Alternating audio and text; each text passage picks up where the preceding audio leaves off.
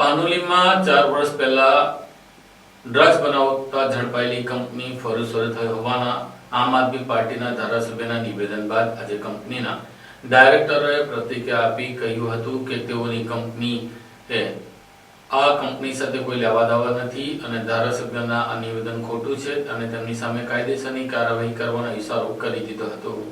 પાનોલીમાં 1300 કરોડના ડ્રગ્સ ઉત્પાદન કેસમાં સીલ થયેલી infinity research and development company સરકારની રહેમન નજર હેઠળ ફરી ધમધમતી થઈ રહી હોવાનો આક્ષેપ આમ આદમી પાર્ટીના ધારાસભ્ય ચિત્ર વસાવાએ કર્યો હતો। સરકાર સામે આંગળી ઉઠાવતા તેમણે પ્રશ્ન કર્યો હતો કે આ કંપની ફરી કેવી રીતે ચાલુ થઈ ગઈ। ધારાસભ્યના નિવેદન બાદ કંપની તરફથી તીવ્ર પ્રતિક્રિયા સામે આવી છે।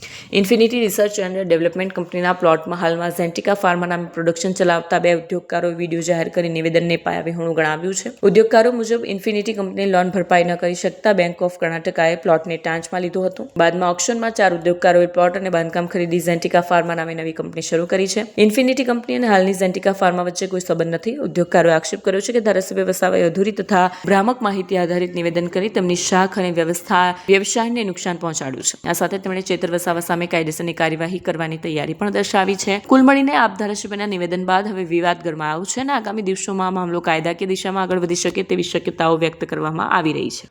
શું નામ આપનું? પટેલ અવિનાશ દિનેશ કુમાર। અવિનાશભાઈ, આપ કેટલા સમયથી આ બિઝનેસ સાથે સંકળાયેલા છો, ઇન્ડસ્ટ્રી સાથે, અને ક્યાંથી છો? 8 થી 10 વર્ષ। શું બિઝનેસ, મુખ્ય બિઝનેસ શું આપનો? ફાર્મા ઇન્ટરમીડિયેટ અને ટ્રેડિંગ। અવિનાશભાઈ, અગાઉ પનોલીની ઇન્ફિનિટી ડ્રગ કંપની જે છે, ઇન્ફિનિટી કંપની ડ્રગ બનાવવાના મામલાઓ પકડાયા હતી અને એના માલિકો બધા અત્યારે જેલમાં છે। તો આમની સાથે કોઈ તમારો સંબંધ કે એ કંપની સાથે કોઈ સંબંધ તમારો? ના, કોઈ નહીં। કોઈને આ કંપની આપણે ક્યારે લીધી અને કોની પાસેથી લીધી? કર્ણાટકા બેંકના ઓક્શનમાંથી આ કંપની લીધી અને 2024। અચ્છા અવિનાશભાઈ, આ કંપનીમાં મૂળ પ્રોડક્ટ શું બનાવશો તમે, કે કઈ પ્રોડક્ટનું ફાર્મા થશે? Pharma intermediate. Pharma intermediate. Chaitar વસાવાએ એવા આક્ષેપ કરેલા કે આ ડ્રગ બનાવતી કંપની ફરી ચાલુ થઈ ગઈ છે, તો શું કહેશો આપ?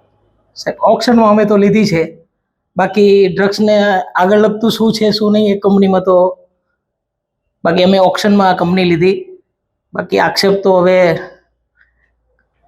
કેમ કર્યા છે એમને ખબર। એ બાબતમાં તો એ જે ન્યૂઝ છે એ સત્યથી વેગળા છે અને કયા આશયથી એમણે આ જે સમાચાર ફેલાવ્યા છે એ તો એમને જ ખબર।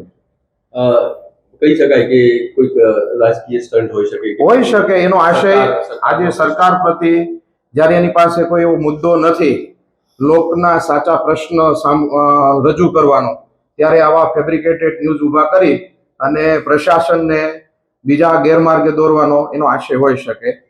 શું નામ આપનું? હસમુખભાઈ। કંપની સાથે આપ કઈ રીતે જોડાયેલા છો? અમે આમાં સીધા ડાયરેક્ટરના હોદ્દેથી।